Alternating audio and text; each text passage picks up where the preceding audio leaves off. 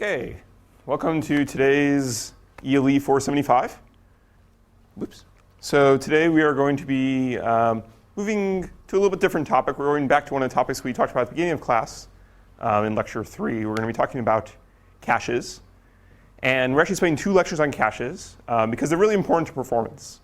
In the, we'll say, 80s and 90s, a lot of computer architecture papers and a lot of effort were spent trying to use more and more transistors, which Moore's law was giving the computer architect, and applying them to build either bigger caches, fancier caches, more set associative caches, harder, we'll say, ways to think about caches, all for higher performance. And we'll be continuing to videotape today's lectures and put them online for everybody. And so let's start off and look at what we're doing today. So we're going to start off with a little bit of review from lecture 3. We're going to talk about the 3 C's of caches. So capacity, conflict, and compulsory misses.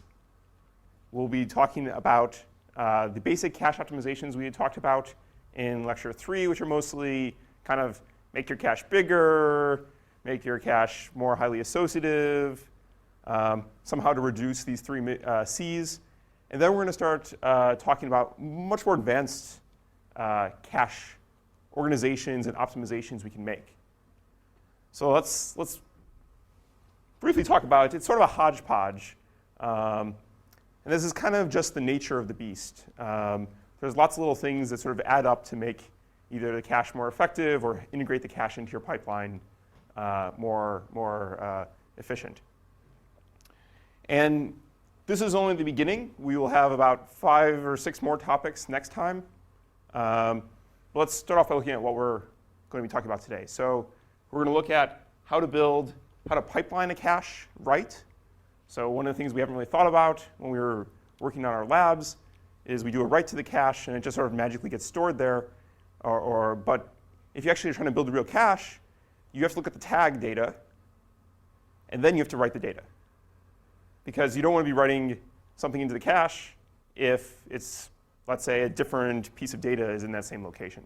So you need to check the tag first. And we'll talk about some ways to optimize that. We'll talk about a write buffer.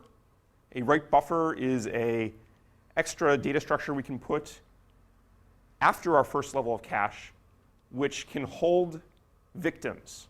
So a victim is a line or a cache block that is being evicted from the cache.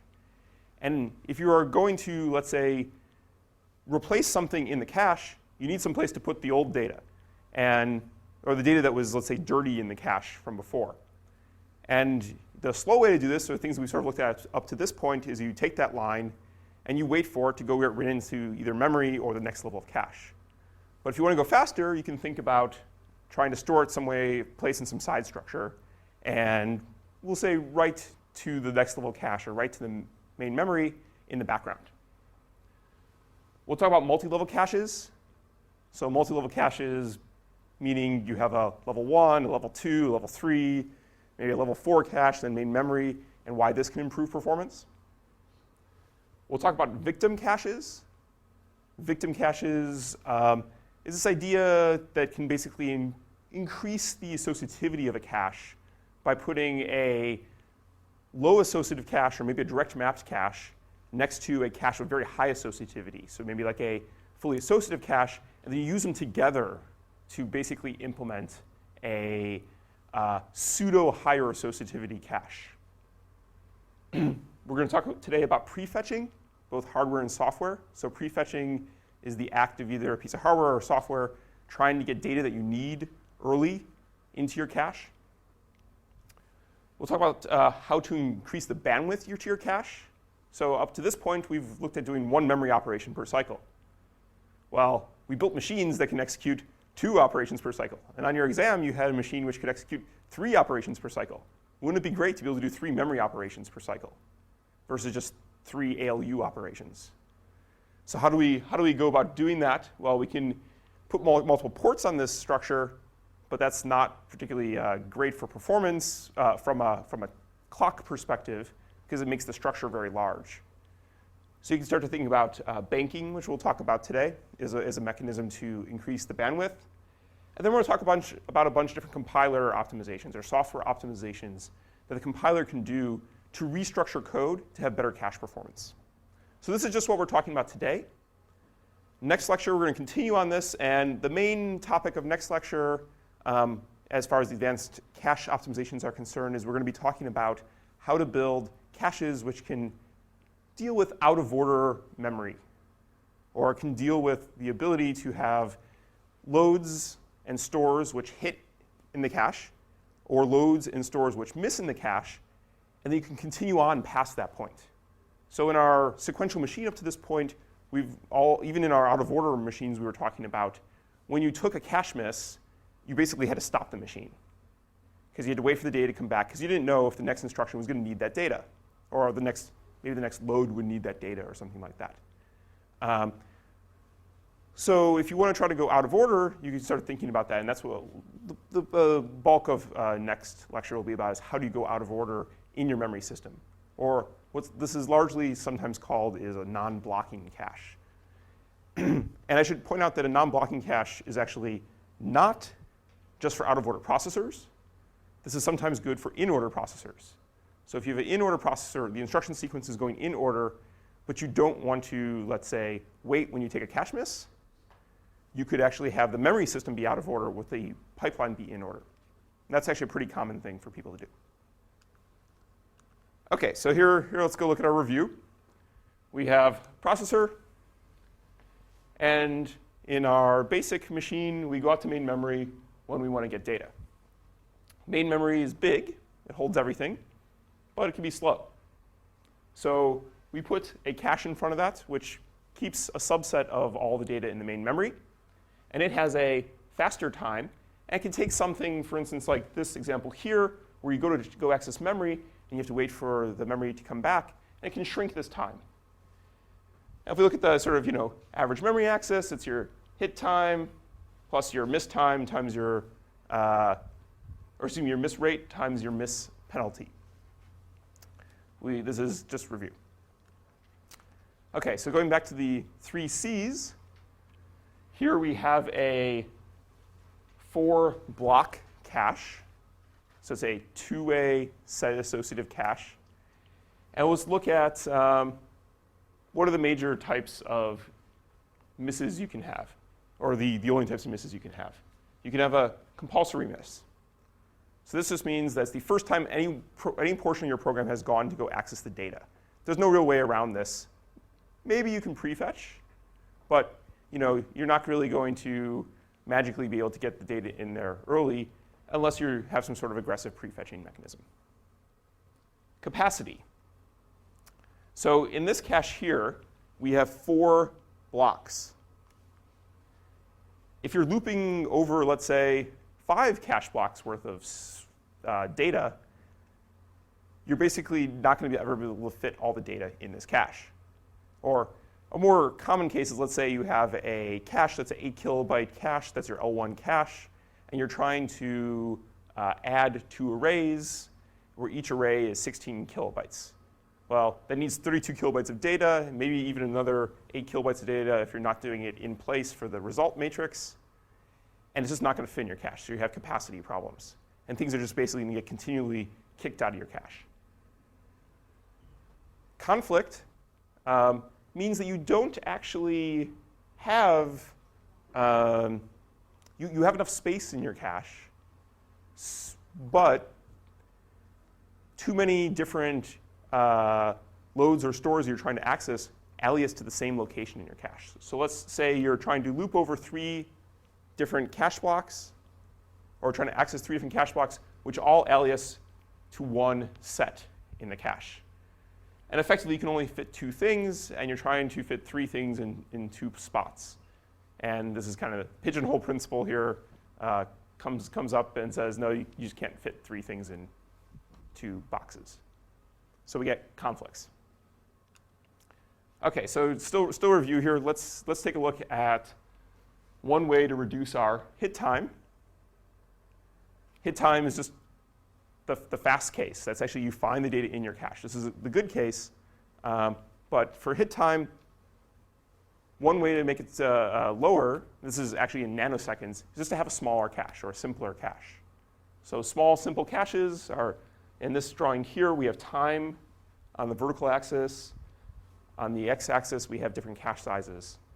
And the 16 kilobyte cache is faster than, let's say, the 256 kilobyte cache. So if you make a smaller cache, you can go faster. And we had seen an example of this actually in the Pentium 4 when we were talking about super pipelining. In the Pentium 4, they had a very small cache. And the real reason they did that is because they had such a high clock frequency that they couldn't put anything bigger and still fit it in one clock cycle. In a perfect world, if your clock cycle was slower, you could try to fit some bigger cache in there. So you can try to reduce the miss rate. There's a couple different techniques on how to reduce the miss rate, and this is there's the advanced techniques which we'll be talking about later. But one of the basic ones is to change the block size. As you make the block size larger, you're going to be pulling in more data. So you'll get spatial locality, and hopefully you'll be pulling in data that you actually need. So the positives of this is you're really going to have less tag overhead if you have a larger block size or cache line size. Because for the same amount of data, let's say you had a 64-byte line versus a 128-byte line, you're going to have half as much tag sort of cost or area dedicated to the tags. And usually as you go to larger block sizes, this is good for the farther out layers of your cache because you can basically burst more data in. So if you look at something like a DDR2 memory or DDR3 memories, this is the traditional DRAM technologies that we're using today, they want to actually, their block size, their line size is very, very long, sort of thousands of bits. And if you have a longer block size, you can use all those bits and pull them all into your cache in one big chunk, and you can use wider buses. Downside, you can waste bandwidth. If you have a very large block and you don't actually use all the data in the block, let's say you use 1 byte out of your 256-byte cache, you're just pulling in all this data and you're wasting a lot of off-chip bandwidth for no real good reason. And if you have fewer blocks, you're going to have less locations to put data for the fixed size cache. So you might actually increase your conflict rate. So this chart here, what we're trying to show, this is from your book. We're plotting the block size versus the miss rate.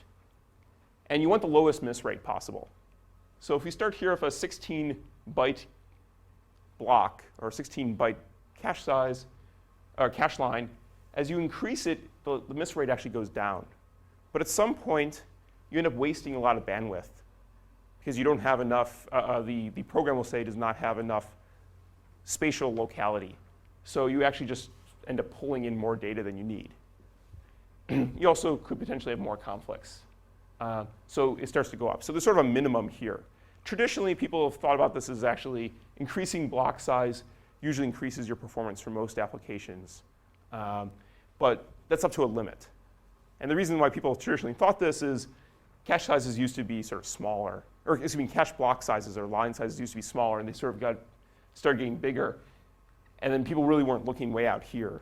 But now that we look at way out here, it does get worse for some applications as you get farther out. OK, so another way, just the basic ways we can reduce miss rate, is we just have a bigger cache.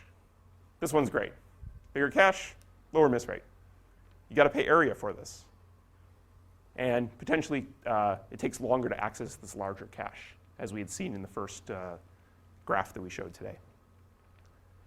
I'm not going to really talk about this, but empirical rule of thumb, if your cache size is doubled, your miss rate usually goes down by the square root of 2. It's just empirical, people have found, but good rule of thumb to know. Same graph. tells a different story. If you go to a higher associativity, your miss rate goes down. So if we have a direct mapped cache, and we go to a two-way set associative cache, the miss rate goes down. And the traditional sort of rule of thumb about this is if you have a direct mapped cache of size n, it has roughly the same miss rate as a two-way set associative cache that is half the size. And you might say, wow, that's pretty amazing. So can I just continually apply that over and over again? It doesn't quite work. It also gets very hard to actually build very highly associative caches, because your tag check becomes pretty hard, because you have to check against all different places in the cache it could be in parallel, and that becomes hard.